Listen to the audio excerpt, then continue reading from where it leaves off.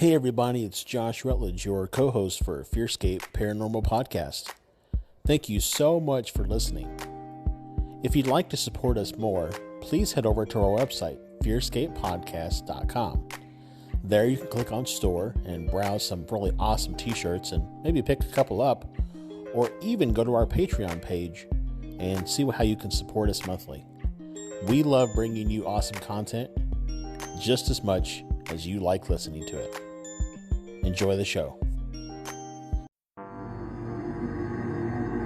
Coming to you from nowhere, a suburb of parts unknown. Join Stefan and Lance, the Misters of the Dark, as they review all things horror with their latest victim. I mean guest. New episodes of Misters of the Dark drop Mondays on the FearScape Media Network.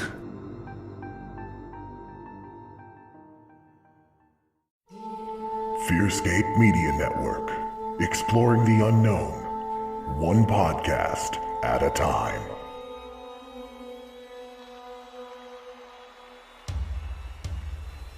Hello. I'm so glad you could join us. I hope you brought your blanket to hide under. The spooky crew is going to discuss things and events from other realms. Ghosts, cryptids, aliens. Be sure to hold your blanket extra tight as the boys take you deep into the FearScape.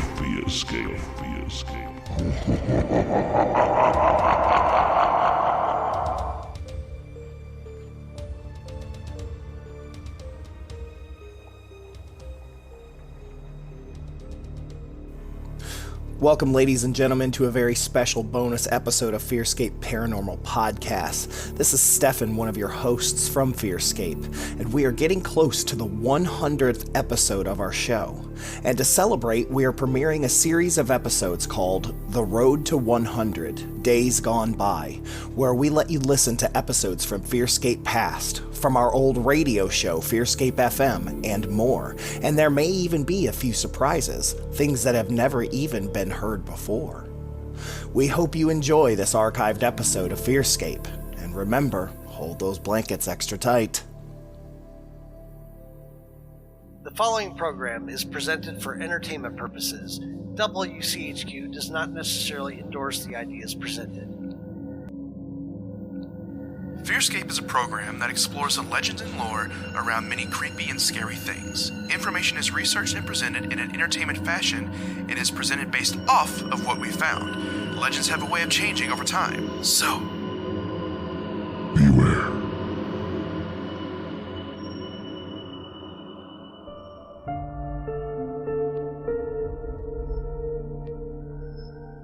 FearScape.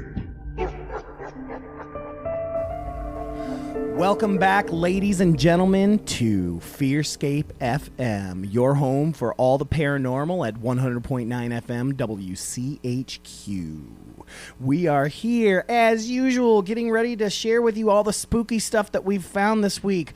But sadly, our co-host with the most host, Brad McQuarrie, he is out sick. So, me, your host, Stefan Gerhardt, is joined again by my dude, Mr. Ed Black. What's up, everybody? Good to be back on FearScape FM, hanging with the spooky crew. Yep, at spooky least crew. Just one me. half of it, anyway. Yep, so I got Ed coming back to fill in while Mr. Brad is sick. You know, we were both out for the last 2 weeks. We had some vacation time that we had to take. Yeah, and you actually just returned from a trip out to Arizona. I did. I went out to Phoenix. My brother lives out in Phoenix, and so my wife and I went out there to visit, but we said we're going to make a vacation out of this, and we went and visited the Grand Canyon. We went and visited one of the aquariums out there, and Tombstone. Wow. Seeing Mr. Stefan right here, he looks good. He looks like he got some sun on his face. Yeah, did get a little sun. I was just telling Ed earlier, it is not a good place to go if you're a vampire. The sun out there, it's a dry heat, so it's different heat. It's not hot like here today, where it was like 75, but it felt like 100 because you're just sweating. You see, and that was my question. There is like, how does it feel to come back from like a dry heat atmosphere to like a moist? Awful. Because not only that, I came back to all these allergies, everything, and it was like stepping into a steam room at the Y. It was awful. Like, I couldn't breathe. Out there, the thing that sucks about the sun out there is that the sun is sharper. It hits you hard and fast like a sword, right? Yeah. But you step over into the shade, it's literally 30 degrees cooler. Wow. I mean, and you don't sweat like you do here because it's actually evaporating and keeping you cool. Like, it actually does its job, but you have to stay hydrated a lot because you will run out of sweat real quick. So, wow, that sounds amazing. Yeah. And so I will share with you a story that I got into in just a moment for Creepy Catch-Up, but I wanted to introduce our topic for the night. We are going to be talking about one of my bucket list areas, actually, that I haven't been to. It's down in Tennessee, and it's the Bell Witch and the Bell Witch Cave. So we're going to be talking about that, and I'm super excited to have Ed here because this is another one of the most haunted areas in the United States. And I like hearing about things like witches and hauntings. Me too. I like hearing about that stuff. Well, let's get into a quick Creepy Catch-Up. Creepy Catch-Up. Creepy Catch-Up. Creepy Catch-Up. Creepy Catch-Up. Y'all, it's creepy. Okay, so here's my story. Okay, it's not grand, it's not Gravy Train, it's cool though. So we went to the oldest still standing structure in Tombstone while we were in Tombstone, and it's called the Birdcage Theater. This is where Wyatt Earp and Doc Holliday and all those guys like hung out. This is actually where Josie, Wyatt Earp's wife, where she got her career going. She was a dancer. And so they've got nude pictures of her everywhere. And I'm like, can we give this woman some respect? But it's one of the only pictures of her because you didn't get very many pictures back then. Now, is that also what the Robin Williams, Nathan Lane movie is based on? Very different. Oh, very different. Very different. This is a different birdcage. This is a very different birdcage. But this is where, it was a big saloon and all the dances. And one of the cool posters that they still have there is a legitimate poster from back in the 1800s, and it's of the Fly Sisters, and they would walk on the ceiling.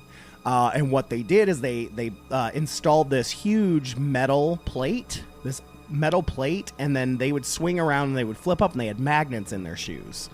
But the audience didn't know. And so they're walking around on the ceiling, and the audience really loved it because when they were upside down, their skirts would go whoop, and so all the men would cheer, and that's the story we got. So it was a sexy version of the horrible contortionist thing that we see in horror movies. Yeah, now. No hooks into the back. But anyways, so we're there, and you can do a self-guided tour. We didn't stick around for a ghost tour, which now I wish we had, but I kind of got a little heat sick.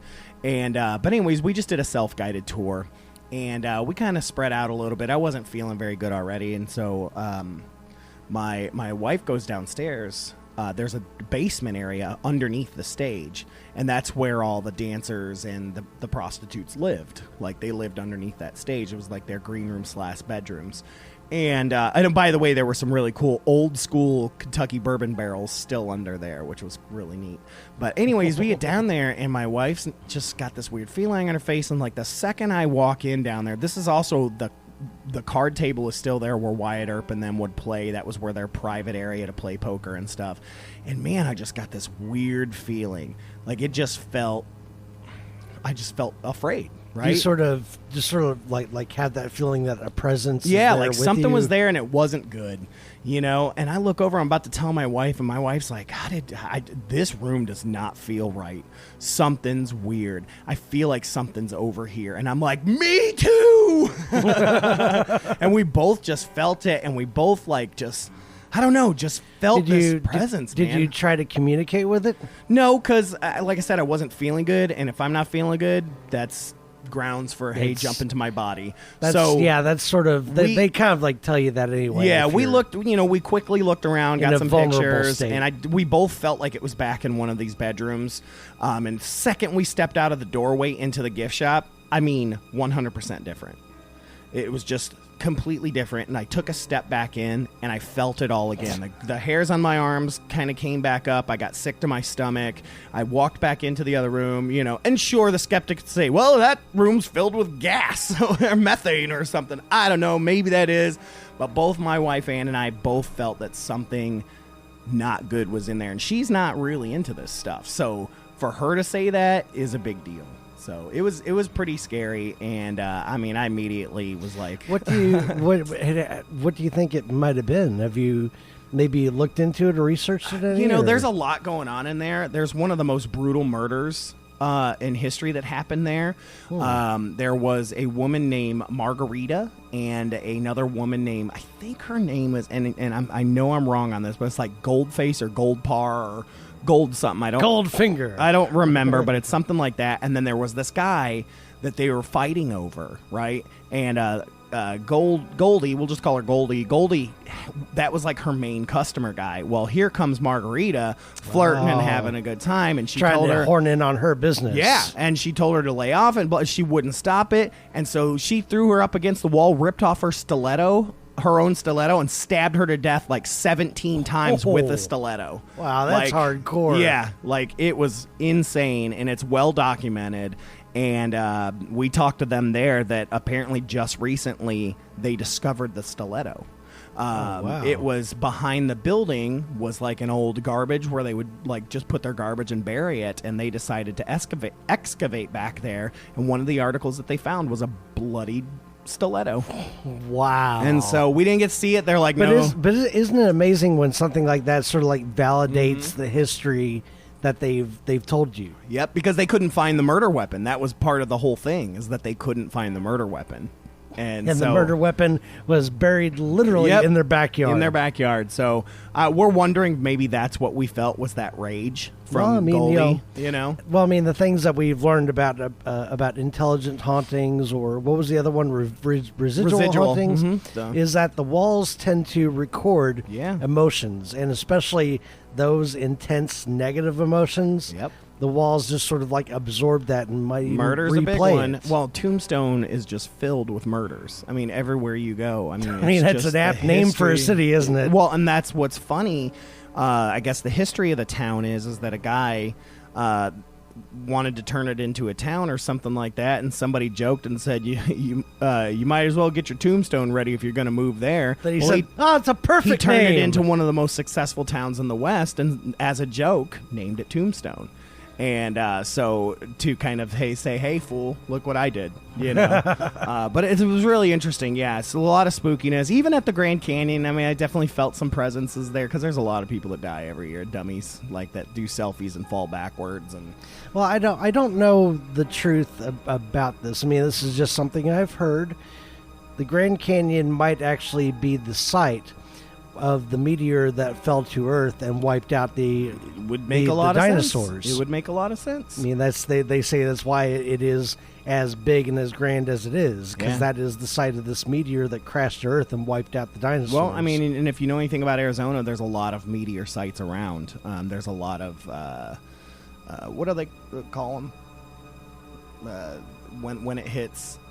I'm not sure. I'm not sure exactly. My brain is dead. It's okay. It's okay. You just got back from a very dry heat atmosphere. I'm 40. But no, there's whatever the name is. I'm sorry, people. It's a super easy name, and I Crater. There it is. Crater. Okay. So there's a lot of craters. Right. I'm sitting here and I can't think of it either. Yeah. So there's a lot of craters in Arizona. Some very famous ones as well. So that would kind of support that as well. Can I actually do one thing for Creepy Kid? This isn't so much creepy as it just is something that just happened to me like this week, but I felt like it was something that could be worthy of being mentioned here. Stefan, you know how much I hate posting on social media these days, because it seems like every day I post on social media, somebody wants to pick a fight with me. For sure. All the time. And all you said was you liked the Smurfs. Well, in this case, what this thing was about, it was about Looney Tunes cartoons. Right, I saw that, yeah. Stefan, you know I'm a cartoon fanatic. Same. I know everything that there is to know about the old school cartoons. And there is this debate going on. And apparently this has been a debate for, a couple of decades at least, over Looney Tunes, as in a musical tune, T-U-N-E-S. Oh, yeah. It's some people believe it's a Mandela effect. Versus Tunes, T-O-O-N-S.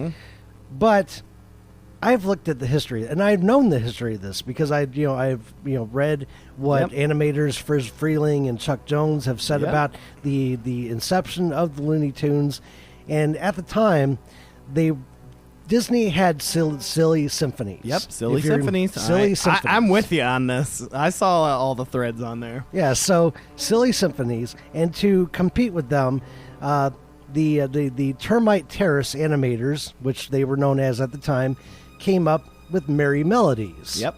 And then they came up with a sister cartoon series, Looney Tunes. Yep.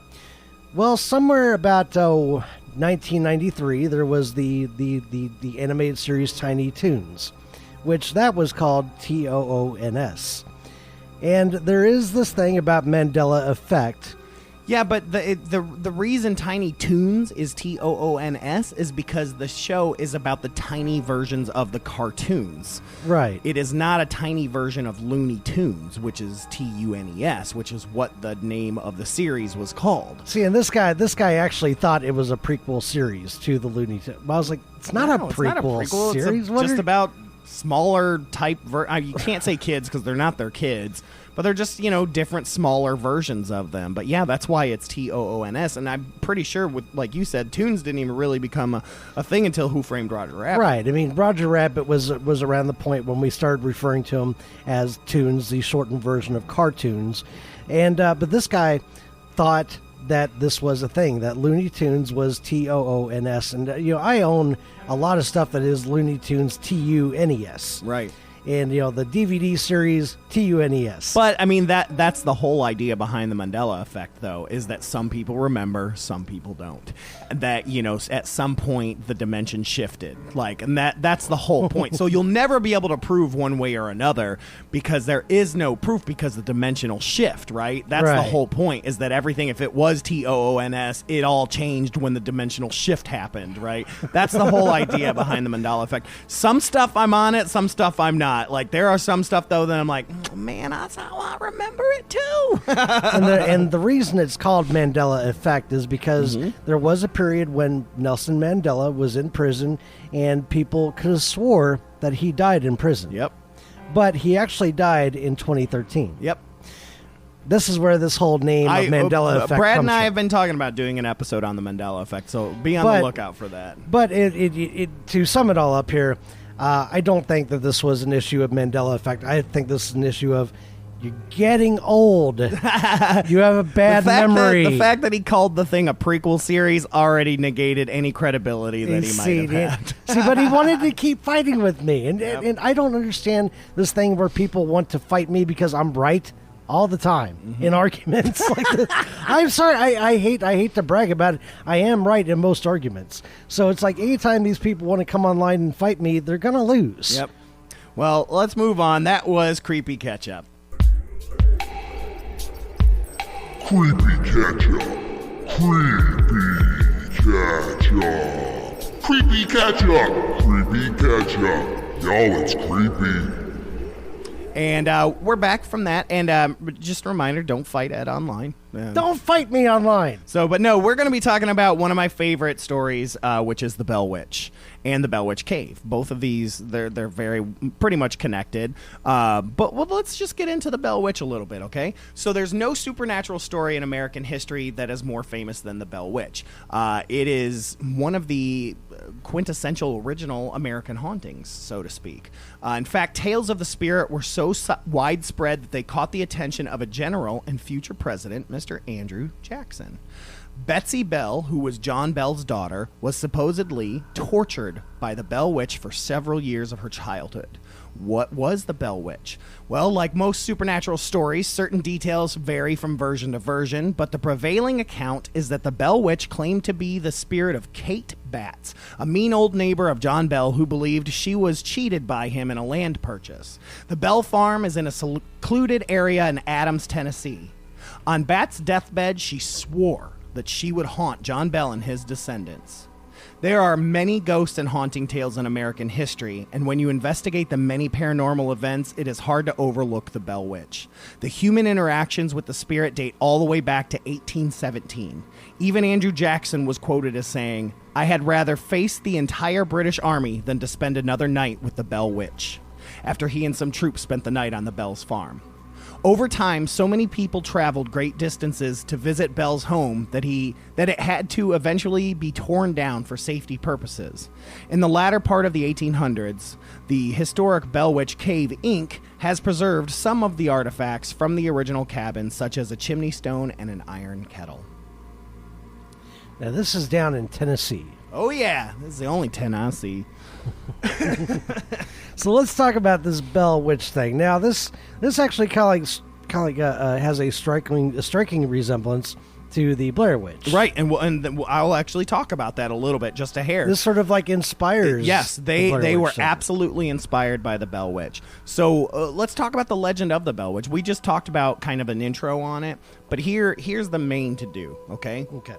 So you got John Bell. He's a farmer from North Carolina. He's got his wife and his kids, and they decide to settle in northern Robertson County, Tennessee in 1804. They had a 320-acre farm that laid along the Red River, and they lived a pretty peaceful life there for the first 13 years. They were members of the Red River Baptist Church, where John was even a deacon. The family grew and became somewhat prosperous.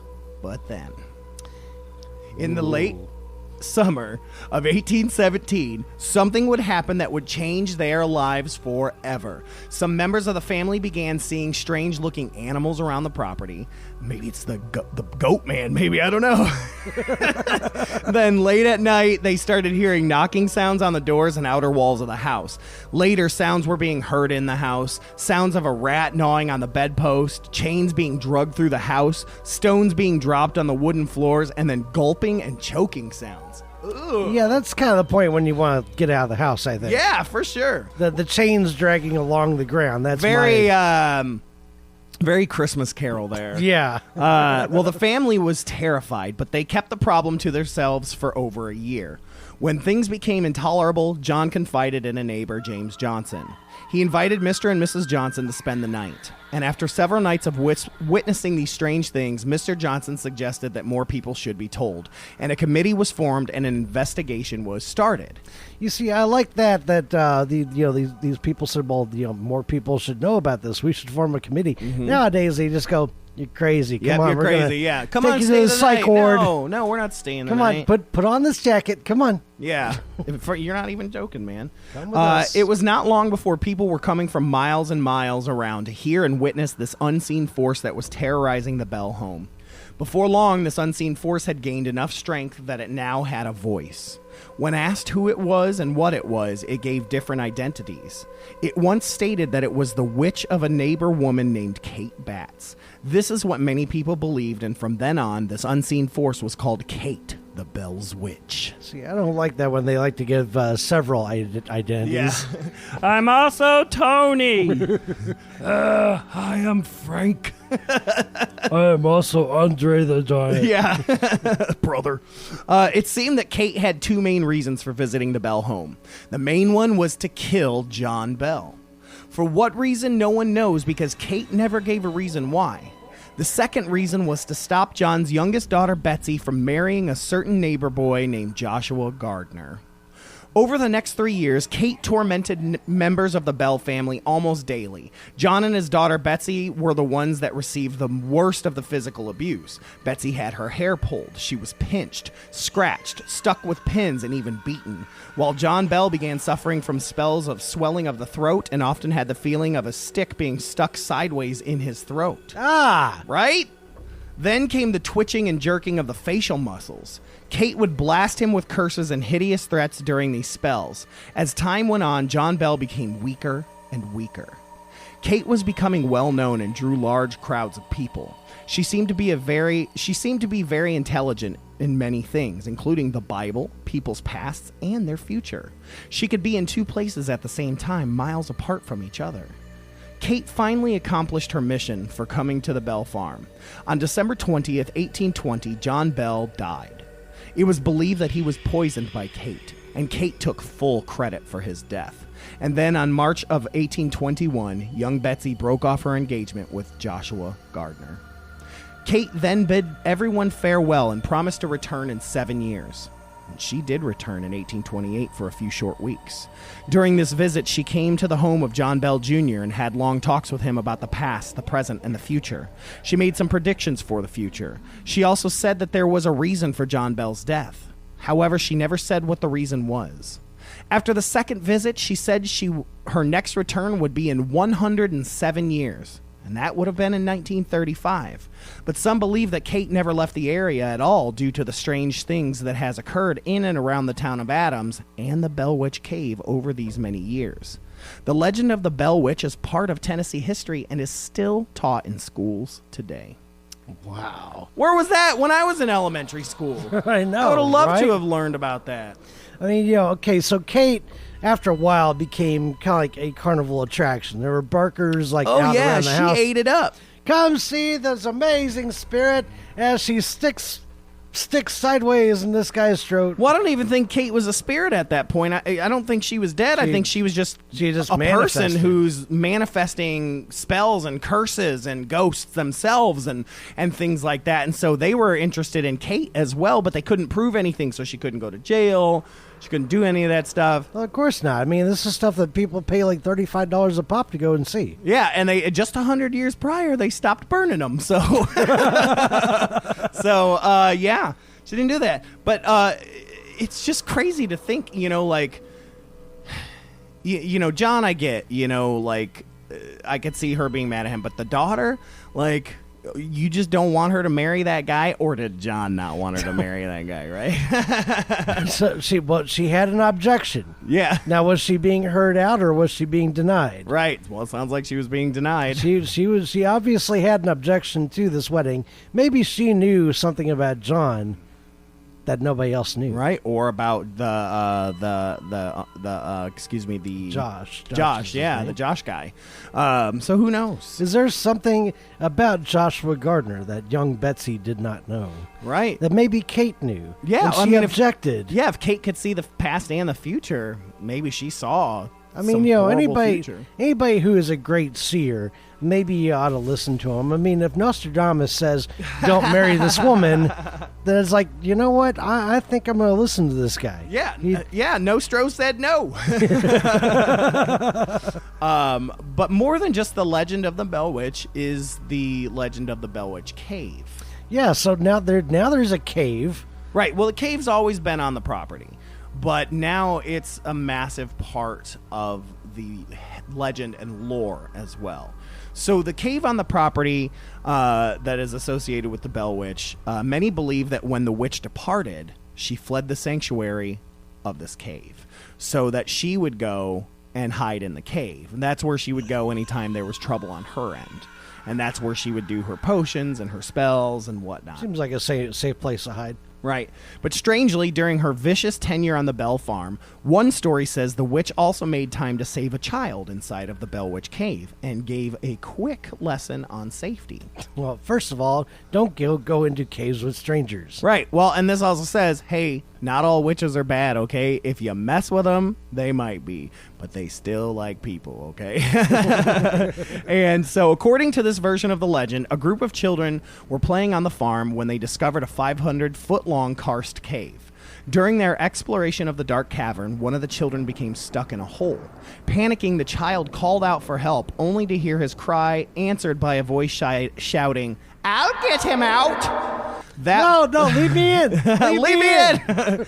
That voice and the invisible hands that pulled the boy out of the hole belonged to the Bell Witch. The same witch that choked John Bell, tortured his daughter, and dragged chains through their house at all hours of the night. And all of a sudden, she's Superman. Right.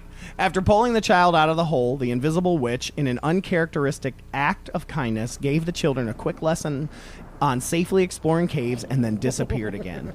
Most accounts hold that the Bell Witch Cave served as the witch's home when she was not tormenting the Bells, and modern-day tours point out the cave's spooky features. Despite the witch's one supposed good deed inside the cave, many who have explored it have reported strange phenomena, and it's widely considered one of the scariest places on the famous haunted farm. So what kind of things are they experiencing in this cave? All kinds of stuff from what I've gathered, maybe being some of the stories that we have, but people hear voices calling to them. They hear walking or running, or they a lot of times hear on EVPs, "Get out," because this was her sanctuary. So that was her safe place where she went to hide. Like I said, it was in a sense became her home. It's just that children are playing around the cave, and it's saying that she's pulling them in and giving them safety lessons. Yeah. Get out of here. Okay, here's a hard hat. Here, put on this hat. Follow the light wherever we go. I just imagine Winston Zedmore's there with his hard hat on. He's like, "This is my pal, Winston Zedmore." And she's going, "Okay, now these stalactites right here are formed when it's like a tour guide inside a mammoth cave or something." Right. You know, this is what I'm imagining, is that she's pulling children in and teaching them safety. Right. Well, they're kids. You know, the thing about Betsy is that she was a teenager. And if you know any history of poltergeists and the such, a lot of people believe that teenagers can manifest that type of energy because it didn't exist until she hit that sweet age, you know? Okay, yeah. And, there are a lot of people that say she's the one that didn't want to be with Joshua and fought against her father and things like that, and unintentionally was creating this poltergeist and things like that. But regardless... it's like Jason Voorhees. He never messed with little kids. It was always just teens and adults, right? So maybe the Bell Witch was like that too. Like, "Hey, little guy, you better be careful. Let me teach you how to navigate these caves." I'm just imagining her wearing like a crossing guard outfit. Right. With like a light flashing on her shoulder. She's got the hat on, and she's got the waving the flashlights around. But yeah, I mean, that seems to be the most haunted spot. And now maybe it's because the house is torn down. Maybe that's part of it too. But yeah, a lot of people. With the house torn down, she has nowhere else to go. Right, this that's cave, what I'm saying. Right? It's like, so people swear that that's where they get the scariest feelings. They've been pushed and shoved and things like that, but not in the area of the house or the other pieces of the land, though some stuff I'm sure has happened there. Yeah. But let's talk a little bit about that. There's some varying stories in popular media and even a little bit of skepticism, of course, as usual. Oh, of course. Stories vary depending on who's telling the tale, of course. Some narratives claim that the ghost was actually a male slave whom Bell had killed in his past, while others say it was someone who had cheated in North Carolina who had come back from beyond the grave for revenge. The most popular theory, of course, is the witch that was the neighbor Kate Batts, and she had that strong dislike for John and his daughter. The story really entered Southern folklore when Bell died under suspicious circumstances. People said he had been poisoned by the witch who had been haunting the farm. Now, as it's told today, most of the story behind the Bell Witch comes from a book written by Martin Van Buren Ingram, more than 70 years after the alleged incidents took place. The book was called An Authenticated History of the Bell Witch, but unfortunately for fans of the supernatural, no one else has been able to authenticate what Ingram wrote. Despite this, the legend of the Bell Witch lives on today in fiction and in fact. The famous low-budget indie horror film, The Blair Witch Project, was inspired by the legend, as well as the movie An American Haunting, starring Donald Sutherland as John Bell, which was more of an exact retelling of the folktale. I thought that was a very good movie. I thought it did very well. I haven't seen that. I'm going to have to go. Highly recommend it. Yeah, I'm going to have to look that up, American Haunting. I haven't seen it. Yeah, it's pretty interesting, and they play it as if, things were happening as they happened. It's period piece. It's done very well. Is it chilling? It is chilling. It is very chilling. It's done very, very well. Because the Blair Witch Project, I mean, that's of course a movie that was made for about $10,000. Yeah. And, I mean, they basically scared horror movie audiences with sticks and stones. Yeah, it's An funny. Amazing piece it's of funny work. because we just talked about that on my horror podcast on Happy Campers, because Lance called that the most overrated horror film that he'd ever seen. But he was a kid when it came out. He didn't see it in theater. So by the time he got around to Blair Witch, he already knew the hype. He already knew it was fake, all that stuff. But when we went and saw the thing in the theater... When we went and saw it, we thought this was real. We just watched a documentary on Sci-Fi giving us the history of the Blair Witch and the surrounding town, and I'm like, oh my God, this is real, and this is before the internet's huge, so it's like, you're still like, it's hard to search stuff, so you're not really looking. And then that movie comes out. I can remember because I was a big Christian boy, and a bunch of us went, and we went and saw that. My feet were up the whole time. Like, I was so scared. We went out in the parking lot, and we prayed. We prayed for these people because we were so scared. We couldn't believe they hadn't been found yet, and, like, all kinds of stuff. We were out there praying, and we were, like, making sure no demons came home with. I swear to God, this is what we did. See, and they had posters out, like, in every city, like, missing child posters. Yeah. With pictures of these people. It was the best old school viral campaign ever. It was so good, and it was done so well, and they didn't break the news for like a month, and it was just all of a sudden they were on MTV or whatever, and we were like, what? It was done very well. So only overrated to those that weren't part of the hype. So, but anyways, another thing that makes this particular yarn about the Bell Witch so chilling is that you can visit the rural Tennessee location where it allegedly all took place. The property that John Bell once owned has now been turned into a tourist attraction. There's the cave on the property that is said to be haunted. Tours are offered during the summer and also in the fall from Labor Day through Halloween. They include a hike into the cave and a chance to walk through the replica of the cabin that Bell and his family called home. So you can actually hike through the cave. You can. Halloween is a month-long affair at the Bell property. I think they call it like Bell Witch Days. It's listed on the National Register of Historic Places. It's just north of Nashville in Adams, Tennessee. And all of this stuff can be found at bellwitchcave.com. Bellwitchcave.com is where I got a lot of my information from, but it talks about their tours. They also do more less spooky tours, like canoe tours and things like that. Canoe tours? Yeah, there's like a river or something. Oh, I'd love to do that. Yeah, but the rest of the places, I love sharing my sources because I want you guys to look into this more too. Bellwitchcave.com. I also went to atlasobscura.com. The Mother Nature Network, which is mnn.com, as well as bellwitchstory.com. Lots of great information there to check out. But yeah, it is a really cool destination to go visit, and I wish I had gone and visited it, and I plan on it, but I lived so close to it when I went to Western, and I never went. But this is still something that's doable because it's just right down in Nashville. Oh yeah, and it's not very expensive either. It's like $18 or something, like, to spend the day. Like, it's super cool. You ought to go hook up with some of the evil musicians who have moved from here to right. Nashville. And yeah. say, hey, we're in your area. We're going to go and see the Bell Witch. So, yeah, exactly. See if maybe she would sing with you guys.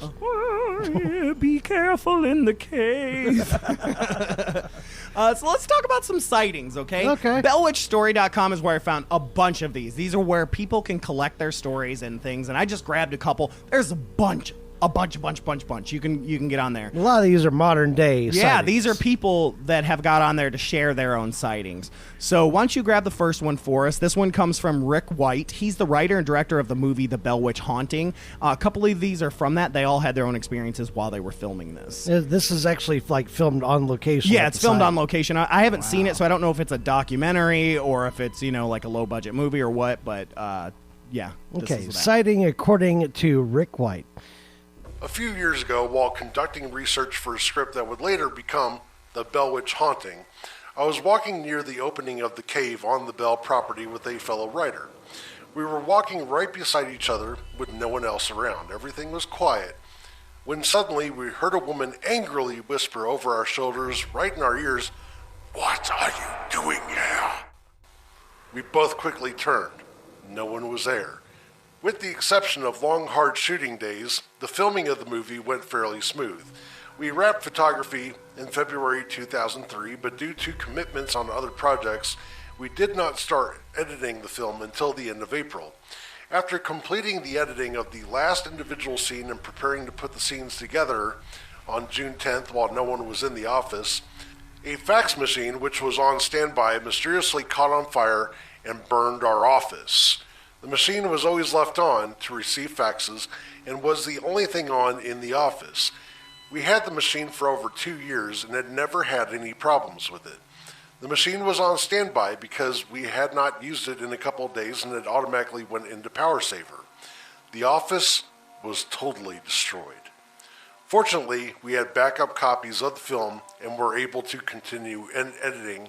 Although delayed for a couple of months after the fire, I proceeded to edit at home, where we began to experience several odd things, including strange feelings, strong, unexplained odors, a turned-off cell phone ringing, and unusual problems with the new editing equipment. We had to have the computer repaired 3 times in 3 months, causing extra work and delays. Evidently, the spirit did not like what we were saying about her. While we were filming the movie, it was also news that the Bell Witch Museum curator's house somehow caught on fire, and she was found deceased at the front door, evidently trying to get out. A few months after our fire, the Red River Baptist Church portrayed in the movie mysteriously caught on fire. 3 unexplained fires that we know of in less than a year. Someone has been busy. She's still active. Ooh. She's still out here messing with You're people. making a movie about her, and she's not liking what you're saying. And all of a sudden, your offices catch on fire. The places that you had filmed at are catching fire. People are experiencing, odors. They're experiencing sounds. They're experiencing spirits over their shoulder, telling them to get out. I mean, yeah. Yep. Absolutely. Big stuff. big stuff goes on, especially when you're actually like holding down in the area where the spirit actually like inhabits. Yep. This next one I'm going to have you read again is Linda Thornton, producer of the movie The Bell Witch Haunting. So this is another one of the crew from The Bell Witch Haunting. Okay. A couple of years ago, a group of people, I was in that group, went to the Bell Witch Cave in Adams, Tennessee. After touring the cave, our group was talking right outside of the opening. Then I decided to walk ahead to our car. While I was walking alone, I suddenly heard a woman's voice coming from behind me say in a loud whisper, "Linda! Linda!" As I looked around to see who from the group was playing a trick on me, there was no one to be seen. You see, it's an open field going from the cave to the parking lot of this property. Very unexplainable, very unnerving, and made me feel numb with shock. Bum, bum, bum! Oh, and that, you notice how she said, coming from the cave. So, interesting. Oh, somebody's calling your name from the cave. I'm running. No. It's the same thing for in a haunted house and somebody starts saying my name, I'm out. Yeah. Gone. So these next two are just kind of normal. Well, next couple are just normal Joes, but this comes from, this one is from Robert L. He didn't leave his last name. He says, doesn't want the Bell Witch to get him. Exactly. Back in the 1980s, I went to the Bell property several times with various people. I was in an acoustic band that actually recorded a 4-song EP about the Bell Witch, and as many before and after me had been pretty enthralled with the legend since childhood. Anyway, on one particular occasion, I took a girlfriend who was visiting from out of town to see the cave on a Sunday morning. This was in 1986 when the Eden family still owned the property. No one was home when we arrived, but I had been there so often that we thought it would be all right to stroll on down to the cave entrance. It was a beautiful spring morning overlooking the Red River, and since the cave was, of course, gated and locked, we sat down and were chatting nearby, enjoying the view and the nice weather. As we sat chatting, we both froze in mid-conversation. After a moment or two, one of us said, "Do you hear what I hear?" We both could hear a woman's voice singing, far back in the dark recesses of the cave. The sound was so subtle and ethereal that we couldn't make out words or a melody, but we could hear the voice rise up and then fall down to a lower register. It was an eerie sound that made us weak in the knees, and it went on for a couple of minutes, I guess. Needless to say, we talked in a state of excitement about it all the way back to Nashville. We left without the Edens ever returning home, presumably from church. On another occasion, I ended up having the lights turned off and the gate closed on me while I was still in the cave. That's another odd story. In several visits to the cave, this was the only distinctly supernatural thing I had ever experienced. But in talking with Old Man Eden before he died, he told me some pretty hair-raising things that he had experienced in his 40-odd years of living on that property. And that's where that story's going to leave off. Yep. Cliffhanger! Old Man Eden is saying, you know what? I have experienced over 40 years of really strange phenomenon. I'll see you later. That's for another time. Croak. This next one comes from Willie Windwalker. This is what happened to me in the Bell Witch Cave. It was September 15th, 2004. My wife and I were asked to go with some local ghost hunters to investigate the Bell Witch of Adams, Tennessee. When we got to the town of Adams, we first visited the cemetery about 1 mile from the Bell Witch Cave.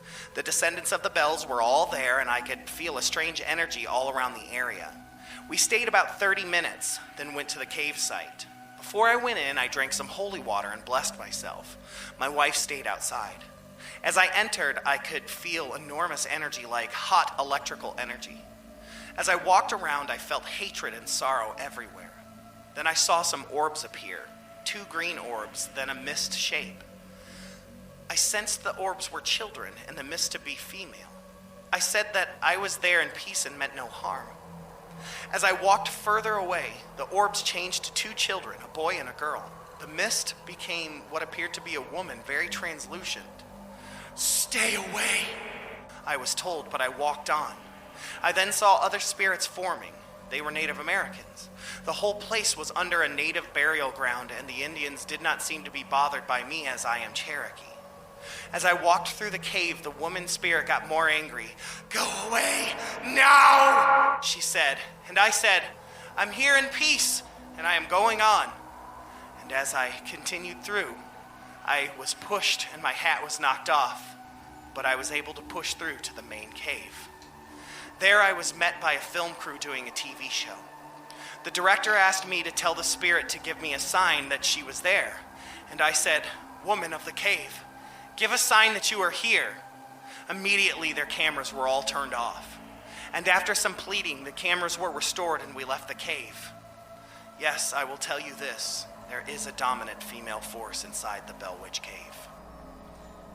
I'm trying to figure out in the story where all of a sudden TV cameras or TV crew is there. Well, he said he went outside and there was a TV crew out there doing some sort of show. So he stepped out. He says that he was pushed on through to the main cave. I mean, I could understand like the beginning part where it says asked to go with some local ghost hunters, but then he says there was a TV crew doing so they might have just been there. I mean, they could have been a news crew just doing a show, and he just happened to come out and they were there. Who knows? That seems suspicious. I don't know, man. I just read what they tell me. You stumble out of the cave to see, TV show host going, "Hey, and here's our next contestant." Yay! So tell us, what did you experience in the cave? All right, well, tell them the next one. This one's from Cheryl Bogle. About 3 summers ago, my son, his wife, and another couple rented 2 canoes, and we were going down the river near the Bell Witch Cave. The waterfall near the cave was rushing down the mountainside and beautiful. The guys decided to bank their canoe and climb the side of the embankment to get to the top of the waterfall. At the time, neither one of the guys knew they were in the vicinity of the Bell Witch Cave.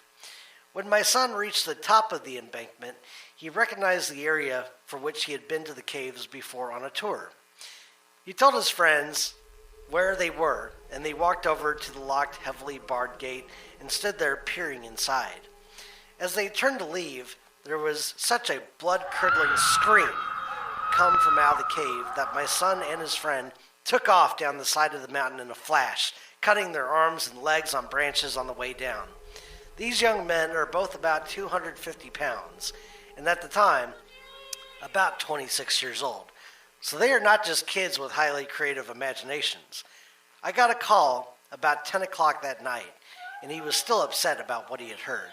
He told me the story and even thought it had happened about 5 hours earlier, and he was still upset about it.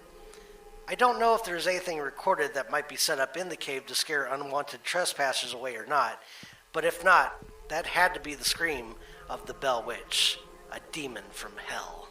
Dun, dun, dun, dun! Demon from hell! That's a good one, man. Screams freak me out for sure. For sure. Well, it's gonna be one of three things with me. It's a blood-curdling scream, which now admittedly, when climbing up to Waverly Hills, one of our first times around that we had ever gone up there, it was a blood-curdling scream that we heard off in the distance that made us run back down the hill. Second is hearing my name being said. If a ghost is pointing me out in particular and calling me out by name, I'm gone at the door. Yep, I've told you I hear my name quite a bit. Yeah, you hear your name being called quite often, which is, that's hair-raising on its own. And then the third is just for a spirit to downright say, get out. Yeah, who do you think you are? Whatever. Plus I'm respectful of other people's property, and if this thing wants me out of its house and it's saying get out, I'm gone. I'm gone. Here's another one. This one comes from Jason McCurry. He's actually from Haunted Lives Paranormal Society. So here's his story. I have a compelling tale to tell. We were going to Rock Castle in Hendersonville, Tennessee to have an interview with the Bell Witch Haunting movie director and the producer. Around the same time, we were heading to Rock Castle from Nashville, and suddenly we started having problems with our Jeep, and all of our gauges stopped working. Our original agenda included a 2-day tour of Adams, Tennessee, to take pictures and speak with local historians. That, of course, did not happen. Before we left Hendersonville, we stopped at a garage to have our Jeep looked at. While we were sitting there, my wife and I made a decision. Our decision was not to go to Adams, Tennessee. The guy at the garage told us we had a computer problem. That was the reason the gauges were messing up. The speedometer and the RPM gauges ceased to work on the interstate all the way to Rock Castle. We had the interview then. We decided to stay at a hotel in Franklin, Tennessee if the Jeep would make it. Funny thing happened. The more distance we drove away from Adams, the more our instruments decided to work. By the time we arrived in Franklin, it was as if nothing had ever happened. And to this day, our Jeep is running just fine. Even your vehicle didn't want to go down there. Man, he couldn't even get close. Your vehicle's computers are going, nuh-uh. No. Makes me wonder if anybody else driving that stretch has experiences too. And they weren't even. Wow, that's a crazy one. That's actually one of those things why I'm afraid of vehicles getting too computerized. Because who knows? I mean, there are things that can influence a computer's decisions. But apparently this is a self-aware computer. Right. And was afraid of the Bell Witch getting in and actually possessing it. Yep. So brah, we driving through. Just keep your pedal to the metal. Look out the window. Let's go. This next Roll one, 'em up. This next one is cool. I'm gonna have you read this. This one comes from a direct descendant of the Bells. This is Patricia Bell Tyler. A direct descendant. Woo! I am a direct descendant of John Bell, and I have heard the stories of the Bell Witch since I was a little girl. One encounter my family had was on a Sunday drive down to the Bell property. This was before the cave and all was there. It was a bright, beautiful, sunny day. We all piled out of the car at the Bell Cemetery to look at the gravestones there, and we were walking among them. All of a sudden, the sky got really dark, and it looked like it was going to storm. Big raindrops were dropping, and the wind blew so cold and strong. We all got back in the car and drove away. As my dad was backing the car out of the cemetery area, the sky cleared and was blue, and the wind stopped. Needless to say, we got out of there at that time. Yep, smart move. See, she's a Bell. She's a Bell. She knows. You know what? No, let's go. Let's just go. I love the immediacy of the weather clearing, though. Just the Bell Witch is already going, family. Yep, exactly. Welcome. Let me show you what I did to your grandfather. So that's the last one I have in terms of encounters. There's still plenty. As usual, we're going to get into our listener story here before we wrap up. But if you have a story yourself, or it doesn't have to be about a particular topic, we'll still read it. Or you can record it and send it to us to fearscapepodcast@gmail.com. Especially if you've had a run-in with the Bell Witch yourself. Absolutely. If you have any stories from there in Adams, Tennessee. Absolutely. Or find us on Facebook or Twitter. It's all FearScape Pod or FearScape Podcast. You can send us messages there or just comment anywhere. I would love to hear those stories. I want to get into that. So, great Bell Witch. Super spooky, super fun. A little bit of ghost, a little bit of cursing and bewitchery. Sounds like she likes to play with people a lot. Yeah. So definitely kind of fun. Yeah, nefarious. Highly go check out the Blair Witch Cave and the Blair Witch. I keep saying Blair. Go. God, guys, you guys could have gotten a better name, like the Stevens Witch or something. I don't know. Go to the Bell Witch property and the Bell Witch Cave. You can go to Bell Witch. I already forgot. What is it? BellWitchCave.com. BellWitchCave.com. Go check that out. Go visit. Should be a lot of fun. Other than that, I want to get into our listener story because it comes from a very good friend of ours, Ed. I was going to say, or you could just watch the Blair Witch on... Okay. Yeah, shut up. No. Never mind. This comes... Why don't you introduce the person that is doing this listener story? That'd be great if I could. Yeah, this listener story comes from one of our brand new DJs here at WCHQ. Her name is Naoma. She is the host of our Wednesday CHQ Country Roots show.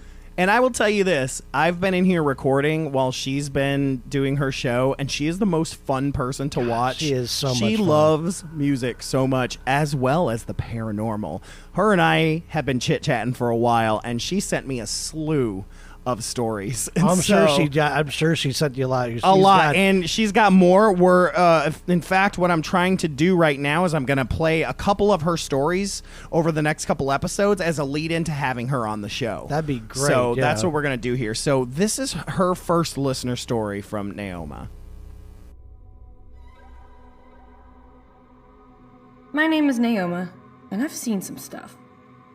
Ever since I was a little kid, I've had abilities that were a little bit out of the norm, if you know what I'm saying. I have clairvoyance, claircognizance, clairaudience, and a few others of the clair area. I believe that everybody has these abilities, but just at some point in our lives we close off to it.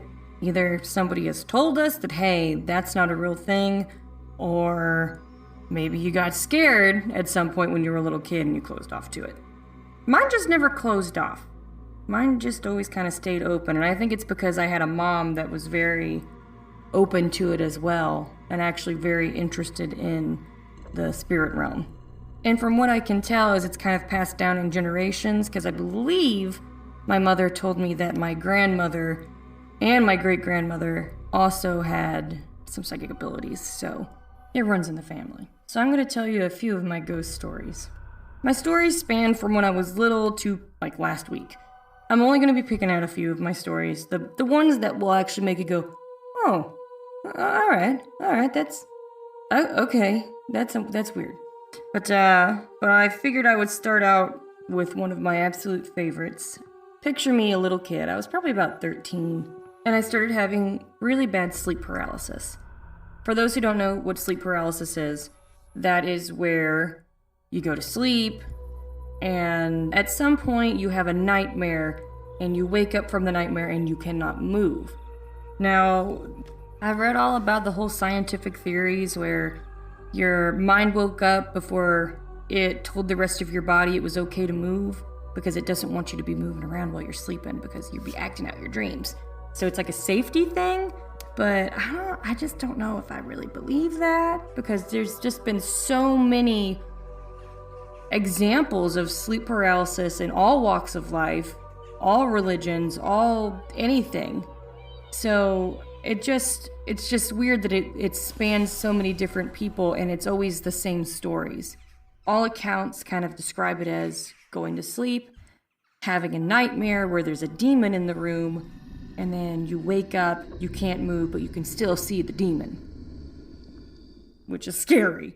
But I just don't know. I think there's something a little bit more spiritual to it. I think there can be like a physical element, but I think it depends on what's happening during the episode, if that makes sense. But anyway, back to mine.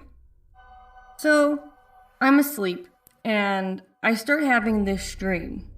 I'm just laying in my bed in the dream and I'm looking up at the ceiling. And in my viewpoint, this woman's face comes like she's floating right over me, comes up into my vision. Her eyes are glowing red and she is staring down at me viciously. And it's almost like I just know that she's not human. I don't know if she's a demon. I don't know what she is. But I remember I woke up from the nightmare and I was in severe panic. I couldn't move. There was a dark figure hanging over me. And I'm staring at the dark figure. And the area of my body where the dark figure was hot and had pins and needles. The area where the dark figure wasn't was cold, like ice cold. And I finally just said in my head over and over again, I command you to leave. I command you to leave.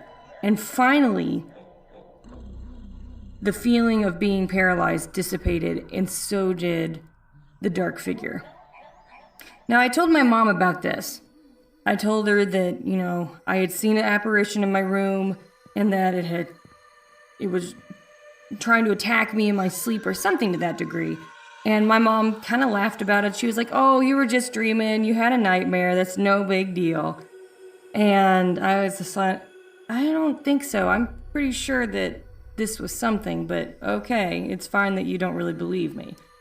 So a couple weeks later, I'm homesick from school. And my mom's upstairs, she's doing the laundry, and she hears me moving around in my room. She turns and she says, Naoma, what would you like to eat for lunch? I didn't answer. She hears me moving again. Naoma, what would you like to eat for lunch? I didn't answer again.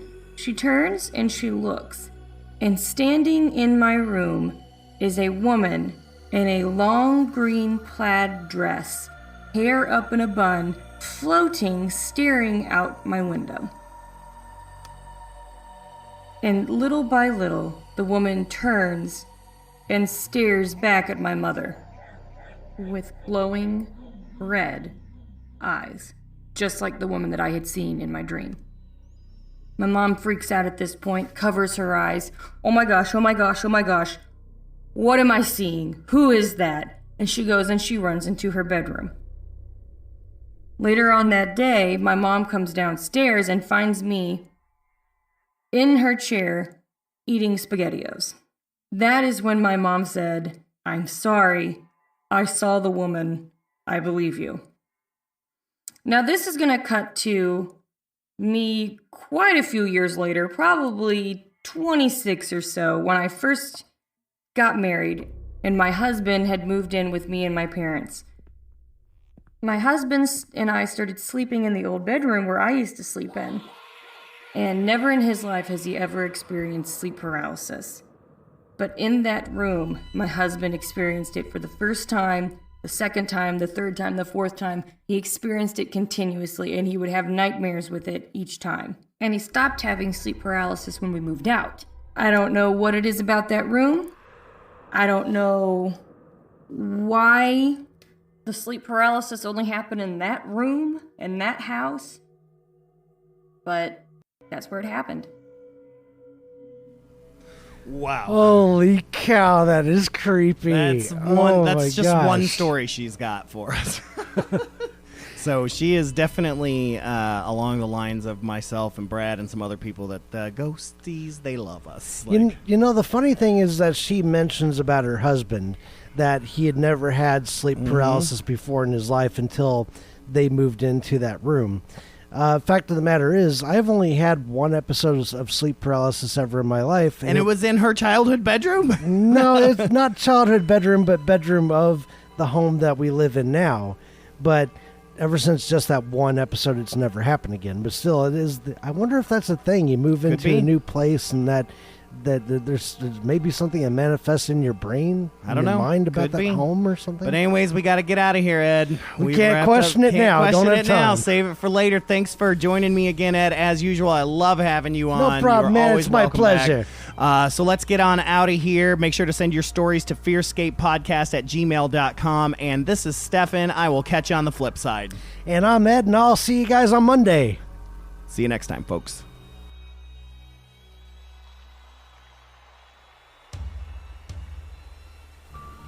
I'm so glad you were able to join us for that horrifying discussion.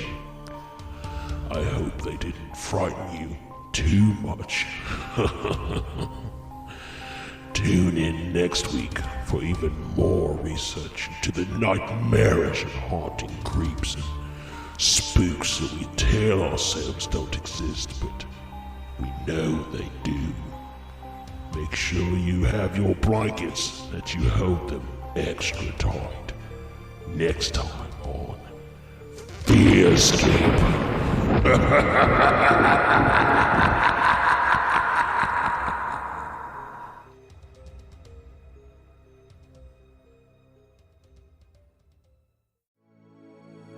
FearScape Media Network is your new home for everything weird and enlightening. Check out podcasts and YouTube shows covering content from discussions on horror films to the paranormal to meditation. Find out more at fearscapemedia.com. Hey everyone, Josh here. Do you feel like mainstream options for things such as yoga, meditation, or documentaries and films meant to expand your mind are lacking? Have you heard of Gaia? Gaia is the largest resource of consciousness expanding videos. Both Stefan and I have watched several of the series, documentaries, and films available on topics such as the secret space program, channeling interdimensional beings, and alien encounters. We're just now exploring the over 8,000 films, shows, and classes available to stream on your favorite devices. To get your 10-day free trial of Gaia, go to fearscapepodcast.com/Gaia offer. Again, that's fearscapepodcast.com/GAIA offer.